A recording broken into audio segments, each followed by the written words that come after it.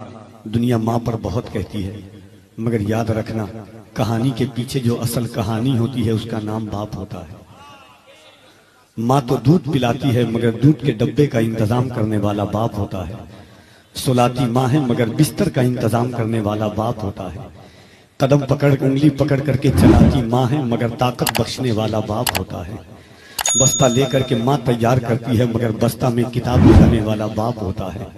जिंदगी की ख्वाहिशात जब जिंदगी को पहुंचती है और इंसान जब किसी इम्तिहान में कामयाब होता है, माँ तो कलेजे से लग करके रो जाती है, मगर दीवार के पीछे अगर कोई तड़प करके रोता है तो वो बाप होता है। बेटी की खुशी को जाहिर नहीं कर पाता मगर चुप के घर के कोने में जो रोता है वो बाप होता है। मैंने कहा लोगों, कभी गौर करना, सुबह के वक्त में निकलना और रिक्शा चलाने वाले पर गौर करना, वो भी किसी का बाप होता है। मजदूरी करने वाला भी किसी का बाप होता है।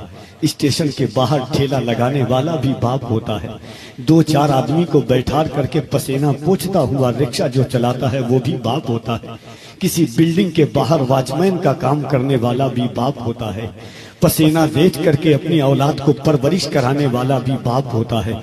कहा कि बाप किस चीज का नाम है? हमने कहा 2 साल दुबई सऊदी में रह करके बच्चों को और औलाद को जो पढ़ाता है खिलाता है वो बाप होता है।